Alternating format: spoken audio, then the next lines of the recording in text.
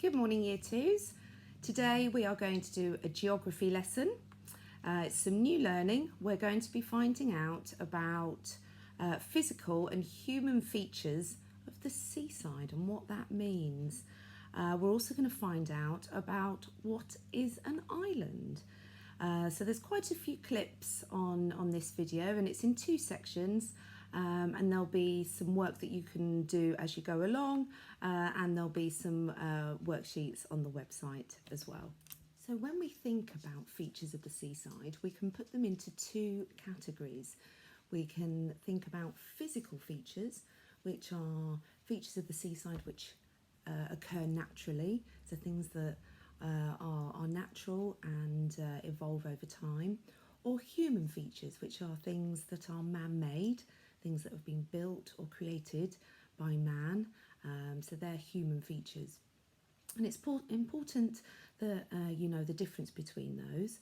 And over the next couple of slides, you'll be looking at things that are physical and things that are human features, and you'll need to decide which one is which.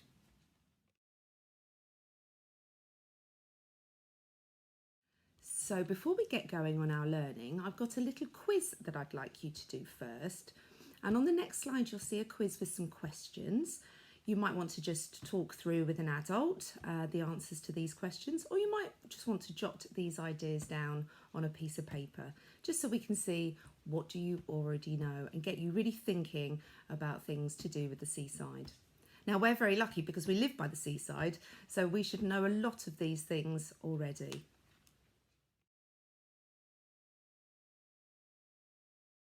Now we're going to look a little more closely at some of these features of the seaside, both physical and human. But first of all, I'm going to show you some key words on the next slide, which you may like to discuss with an adult what they mean, so that you can understand all the words that are being used and also improve your knowledge of vocabulary, of geographical vocabulary. Okay, so that will be on the next slide.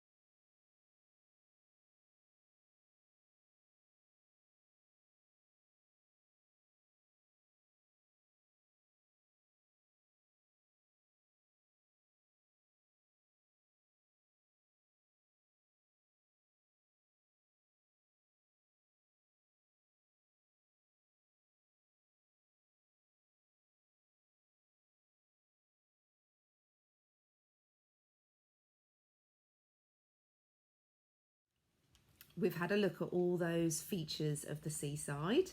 Some are physical and some are human features. You're going to do your own sorting activity now. So in the next two slides, it will show you how to do it. And you can pause the video anytime to have a go.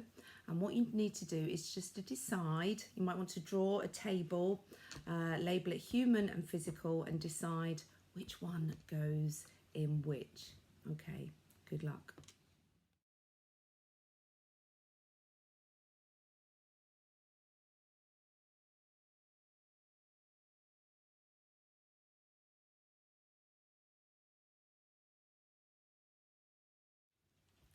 I've just showed you the answers as well. Did you get them right? So we've looked at physical features, which are natural occurring features, and we've looked at human features, which are things that have been built or made by mankind. So that's why they're called man-made.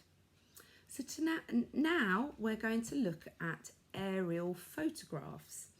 Aerial photographs are photos that have been taken from above, so we can see right down onto things, and we can see much more than if we were actually standing in a place and taking a photo.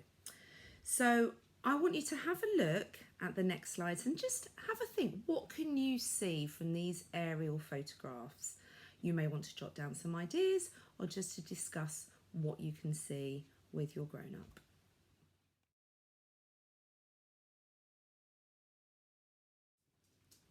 So another thing we need to learn how to do is to ask questions.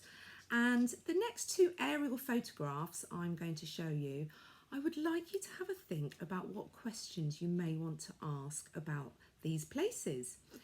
It can be anything about how do you get to them, what can you do there, and see if you can come up with some interesting questions that you would like to find out about these places.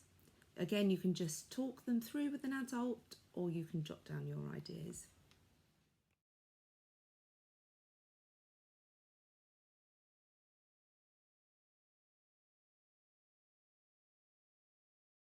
Okay, so that concludes the section on physical and human features. We are now going to learn about islands. So the next few slides I want you to work through at your own pace with your grown-up. There are some questions that you may want to talk about and discuss or jot down some ideas to find out what is an island, where are some of the islands that we can find in the United Kingdom and surrounding areas, and some work to do in the world map, but we'll have a look at that in a little while.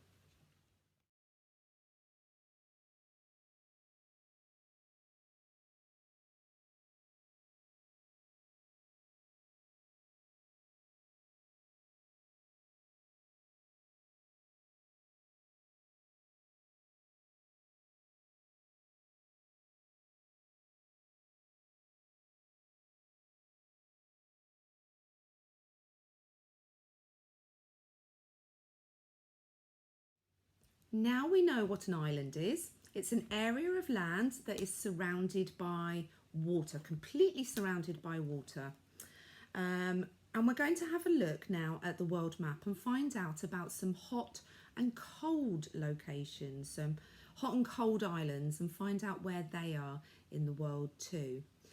So the next couple of slides show you the world map, and I just want you to have a look and see if you can find some hot and cold places, answer some questions, and last of all find out why are they hot and why are they cold, and see if you can find that out.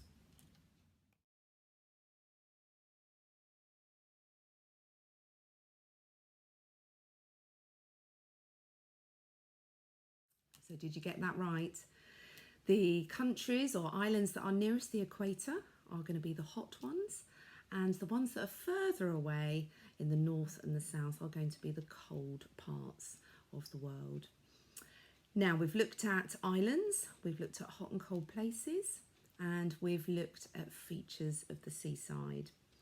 So there is some work now on the website if you would like to do them. The work is differentiated, so you may decide that you want a challenge or you may decide to do one that suits you best. So have a look at the sheets and there's three different activities that you can do there. I'm also going to post this YouTube clip which just shows you virtually where the hot and cold places are. There is a project to do at the end of it which you may or may not choose to do, but I'm sure some of you would like to find out about that. So I hope you enjoyed this geography lesson, learnt lots, well done, and I shall see you all soon. Bye for now.